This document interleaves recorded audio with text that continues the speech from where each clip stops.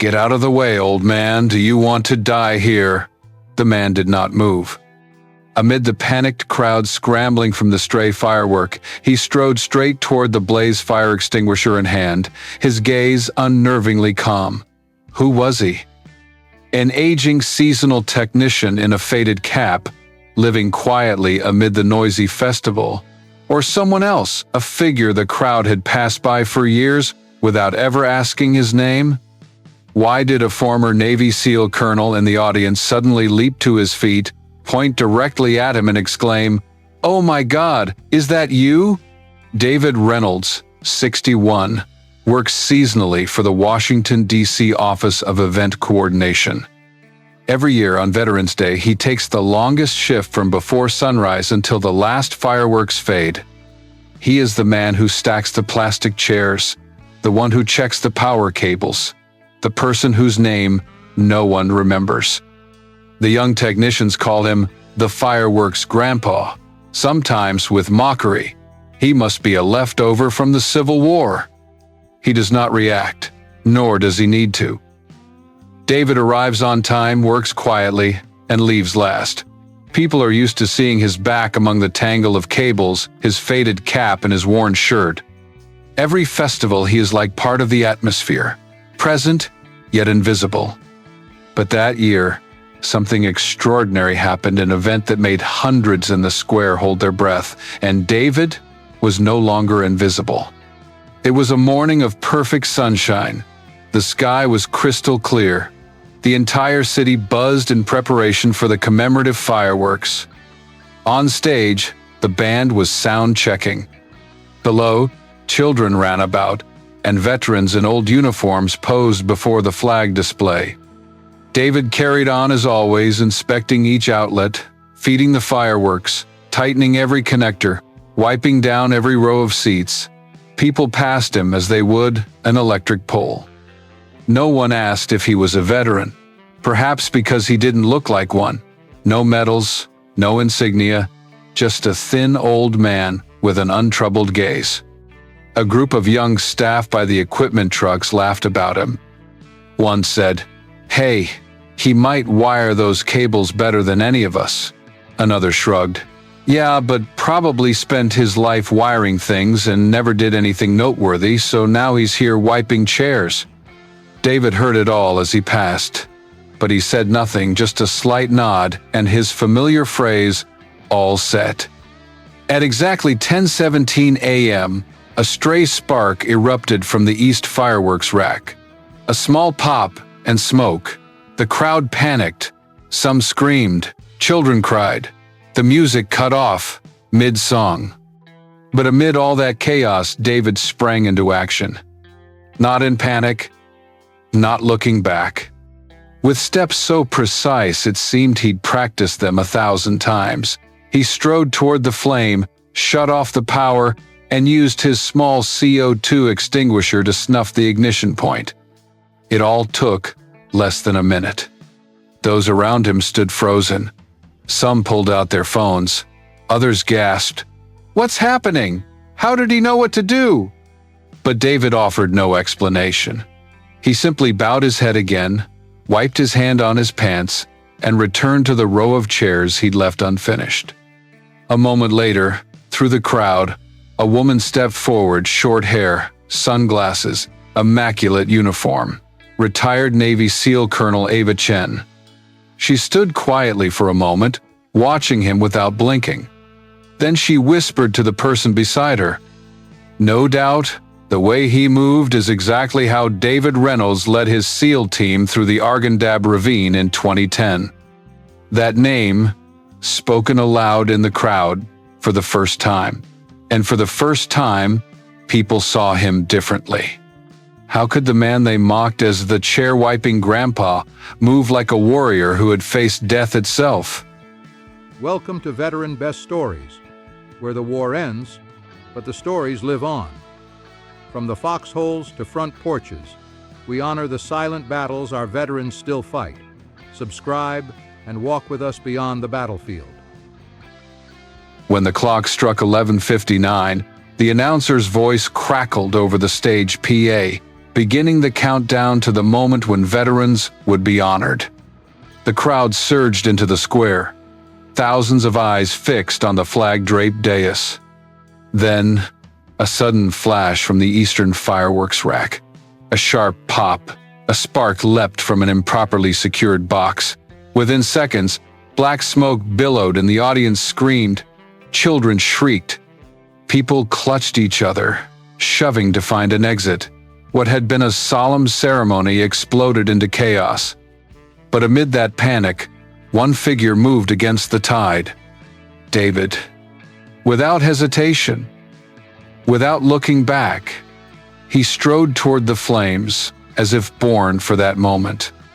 His frail legs, once thought slow, moved with chilling decisiveness, each step sure, measured, unhesitating. In under 5 seconds, he shut off the power, ripped down his CO2 extinguisher, located the ignition point, and doused it exactly.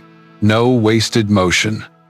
Then he turned, raised both arms high, and directed the crowd to form evacuation lanes, his voice counting each command. 3 steps left, fall back. 2 steps right, hold the line. No one fully understood his instructions, yet somehow they obeyed. In 10 seconds, order returned. 10 precious seconds that many later admitted felt like a battle order being given. In the midst of stunned faces, one pair of eyes never left him. Colonel Eva Chen. The gray-haired, middle-aged woman had come merely as a spectator to the remembrance ceremony. But the moment David moved, her gaze shifted. She did not watch the flames or the crowd, she watched him. And then, almost as if driven by reflex, she whispered to her companion, "I know those footsteps. It can't be mistaken." Chen is one of the most veteran SEAL commanders who once oversaw logistics in the Middle East. In nearly 2 decades working alongside hundreds of operators, she'd never seen anyone move like that, except one. A name she thought long buried. David Reynolds. The man who led a SEAL unit out of certain death during the 2010 Argandub operation in Afghanistan. The man who saved his team from a preset minefield not by following a map, but by tracing the terrain in his memory.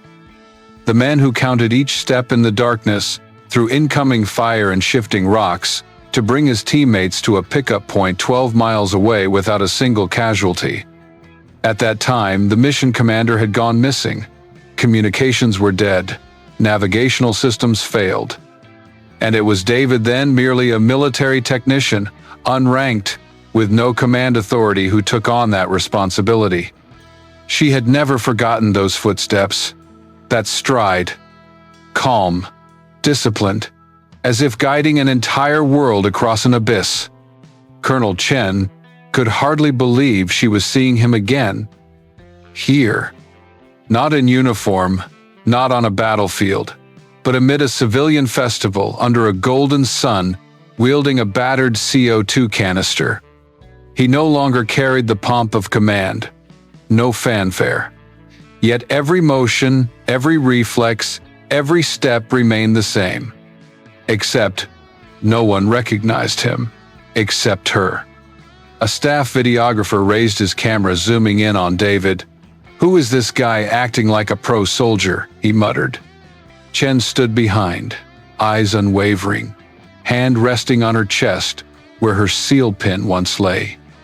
Not like the military, she thought, but like a SEAL. Not just any SEAL, but the one who once saved us from death. Can you guess what happens next? Relax, leave a 1 or comment, "I'm still here," to keep listening. After the fire was extinguished, the stage area returned to a semblance of normal. People were still shaken. Some technicians joked that the festival grandpa just turned into a special operator. But David quietly acted as if nothing had happened. He returned backstage, washed his hands, straightened the cables, and resumed his work. No bragging. No one heard an explanation from him. But one person could no longer look away. Eva Chen walked straight to where he stood. No hesitation, no small talk. She watched him for a moment, then spoke, not as an old friend, but as an officer calling a soldier back to post. "Reynolds." He turned. A fleeting look passed over his face, as if a memory had struck him. Then he simply nodded, a faint, absent smile touching his lips. "I thought I'd cut all ties," he said, his tone light, no bitterness, no sentiment, as if he were referring to closing an old email account.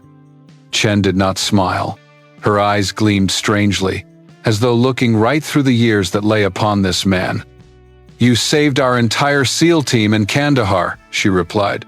"You deserve the Medal of Honor."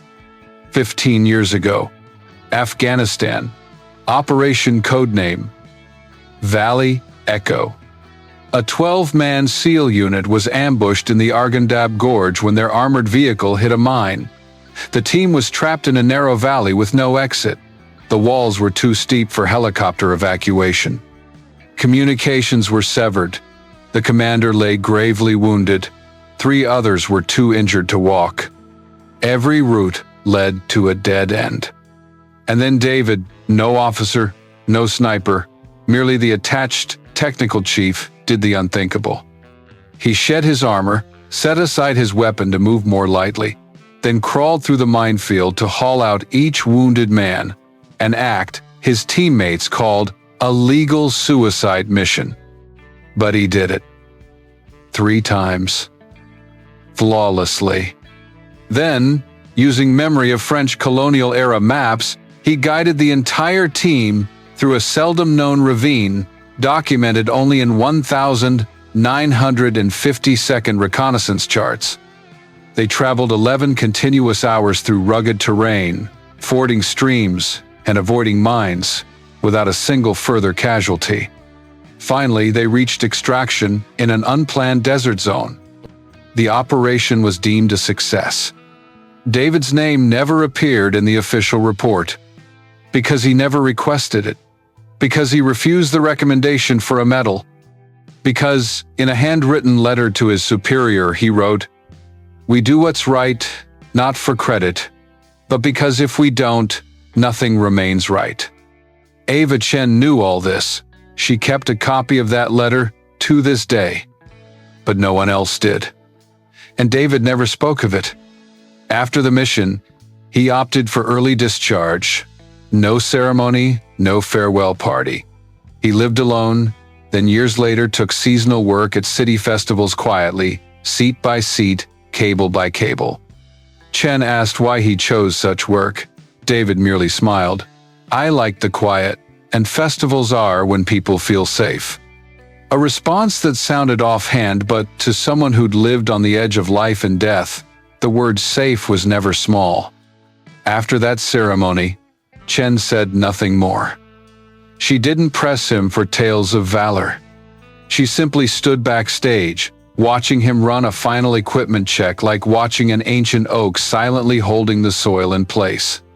When the host called her to the podium, Chen walked on stage, took the mic, and spoke words no one in the audience could have expected. "The man who saved you from the fire is not just a technician. He once rescued an entire SEAL team in a land of death, and he doesn't need a medal to prove it." My dear viewers, stay tuned for the next chapter that will leave you in awe. Please take a moment to like this video, subscribe, and leave a comment below telling me where you're watching from and what time it is there. It's always amazing to see viewers joining us from around the world. The unscheduled speech wasn't on the agenda. Yet, after the fireworks mishap, the host deftly invited a distinguished veteran from the audience onto the stage for a brief address to calm the crowd and keep the festival's momentum. The chosen speaker was retired Navy SEAL Colonel Ava Chen.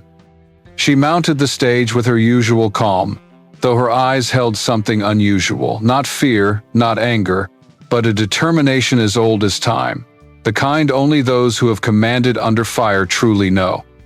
Standing before the microphone, instead of thanking the organizers or reciting empty platitudes, she opened with words that froze the entire square. The man who saved today's celebration once rescued an entire SEAL team on a mission the government never disclosed. Instantly, the crowd fell silent. From the back rows came whispers of, "What?" and "Who?" But she pressed on. He never received a medal. No one spoke his name.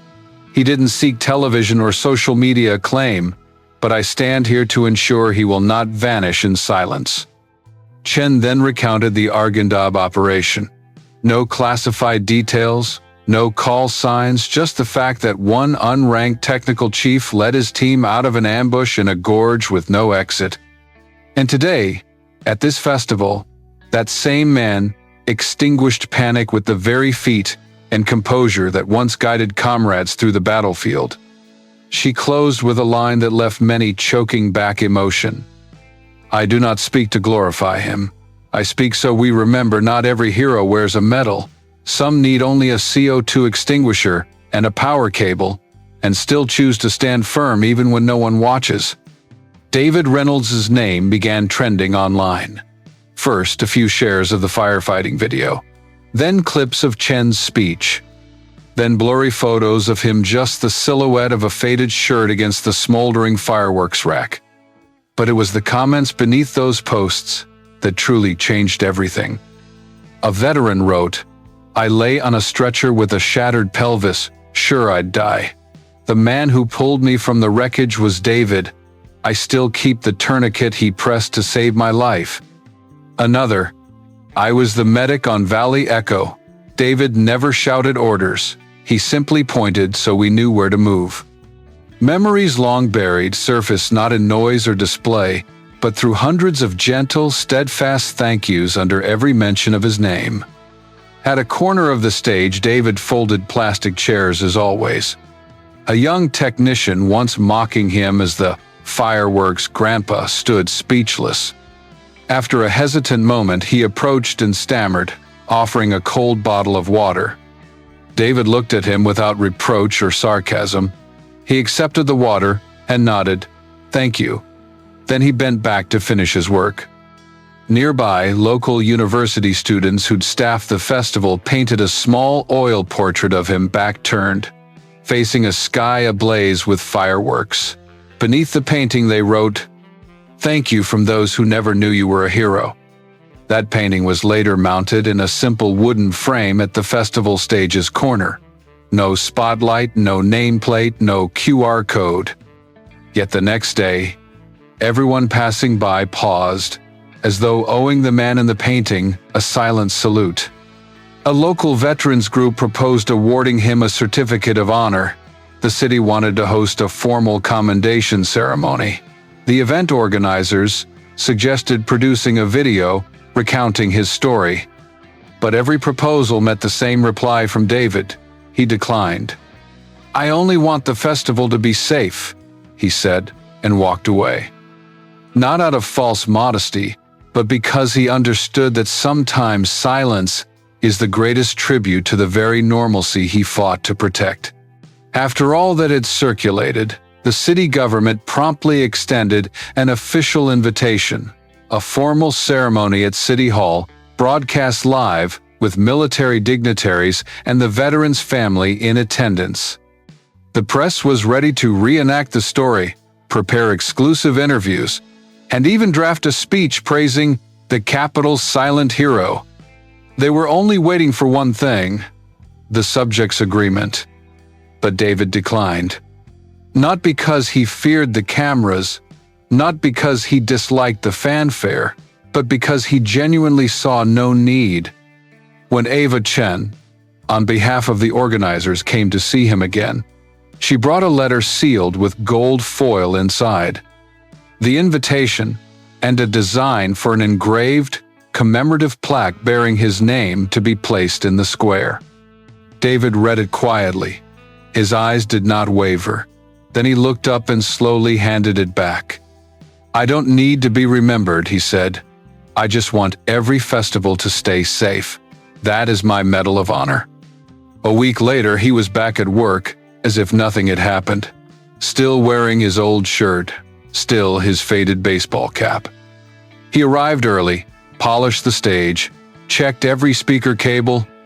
People still saw him leaning over to inspect each outlet, wrapping black tape neatly around every joint. Only one small change. That year, beside his usual work area, a small flag was planted in the ground. No stars, no inscription, just a simple emblem. A black bat on a silver-gray field. The symbol of SEAL Team 6. No one asked where that flag came from. No one dared. But everyone understood.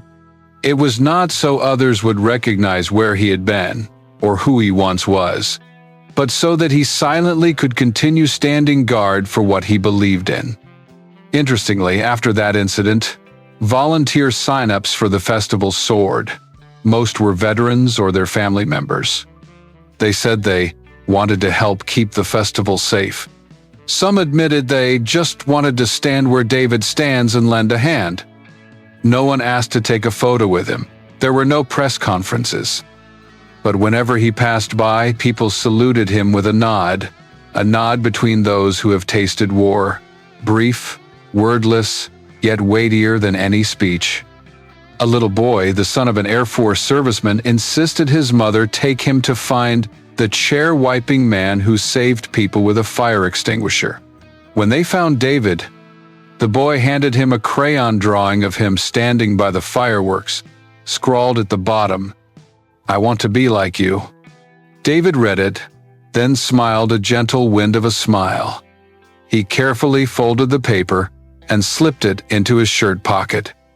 A local television station covertly recorded the whole story, planning a special report. But when they asked his permission, he simply shook his head and said, "Thank you, but some things are best kept as the city's memory, not broadcast." Instead, the station ran only the image of that little flag with a single caption, "A nameless hero, yet not invisible." Those words spread everywhere. Not loudly, not viral like an internet trend, but quietly, like underground water. Like stories retold over dinner, across generations, under the soft glow of the kitchen light. Every year, on that same holiday, people still see David sometimes repainting a lamppost, sometimes replacing speaker wires browned by Sunday. Still that thin figure, still the faded cap, and still that small flag standing resolute in the Capitol's breeze. No further explanation is needed. But might it be that those who least wish to be remembered are the very ones we must remember most? The following summer, Washington, D.C. prepared once more for its annual fireworks festival. Everything was the same. Rows of plastic chairs set in perfect lines, the stage draped in red, white, and blue lights, American flags fluttering in the early July breeze. Only one thing had changed. Everyone asked, "Will he be here?" The festival grandpa, as people still affectionately called him. Now everyone knew his name, yet for some strange reason that old nickname remained a way of keeping him close to the city he quietly served. David Reynolds arrived. As always, not a minute late. But this year, he didn't work alone. A small team of 5 volunteers, veterans, retired officers, and final-year military students waited by his side. They didn't need instructions. They simply stood with him, followed his lead, learning how to tape cables, test breakers, and manage emergency exits. No orders were given, yet all understood. This was not a training exercise, but a passing of the torch. He spoke little. Yet when he noticed a young man securing a cable too loosely, he quietly advised, "This festival is for the whole city. A loose wire is disrespectful to them." That simple line, like an electric current, struck as deeply as any oath. That evening, thousands gathered before the stage, eager for the fireworks. A deep musical tone filled the air. Children wore plastic soldier helmets, painted American flags on their cheeks, ran about clutching helium balloons. Adults sat on folding chairs, cold beers in hand, chatting about work, weather, and last year's near disaster. David stood backstage, no microphone, no spotlight, still in his old cap, faded shirt, and his left shoe patched at the heel. Suddenly, a little girl, about 6 years old, wearing an oversized toy soldier helmet, ran up and threw her arms around him. "You're my hero." He froze for a heartbeat, then smiled, a gentle crease forming at his eyes. He reached into his shirt pocket and pulled out a small object. Not a rank insignia, not a medal, but a chipped enamel button, very old. He placed it in her hand and nodded. That button had been removed from his teammate's uniform when he carried him across the Argandab minefield. No one else knew. But now, it was a gift not to honor him, but to remind us. Sometimes courage needs no camera, only to be cherished. Immediately after, the fireworks exploded above them. Light tore through the night sky, radiant as a wordless symphony. The booms pulsed in chests, reflections dancing in thousands of eyes, and at the rear, an old man stood quietly. A student volunteer's camera captured the moment, him standing between light and shadow, hand-brushing a small wooden sign scrawled in white chalk. "Here stands a silent guardian every festival season." No one knows who wrote those words. Some say a veteran. Others suspect a soldier's mother. Some think the volunteer team itself. But David never asked. He only bowed his head and lightly touched the sign, as if wiping away dust but truly touching something deeper. After the festival, the photo of him with the little girl was quietly hung in the small meeting room of the event coordination office. No gilded frame, no signature, just one caption. "Keeping us safe is an act, not an accolade." They say he still refuses all honors. Yet, strangely, that year volunteer registrations tripled. And so every year, when the chairs go up, people ask, will he be here? Not to fight fires, not to be a hero, but to stand silently as part of our trust, as a steady heartbeat amid the cheers. We are not all Navy SEALs. Not all of us have crossed minefields or led special ops teams out of hell. But each of us can be a festival guardian, quiet, steadfast, choosing to do what's right, even when no one is watching. The story of David Reynolds is not just about a hero who needs no medals. It's about the courage to choose humility in an age that loves to show off. It's about the power of silence and how it can inspire more deeply than any speech. If you've ever met a David in your life, please tell us about it. Leave a comment under the video, share the story you don't want the world to forget. Subscribe to the channel and share this video, because someone out there may need a silent role model to keep walking forward. Thank you for joining us. We believe kindness, once shared, never dies.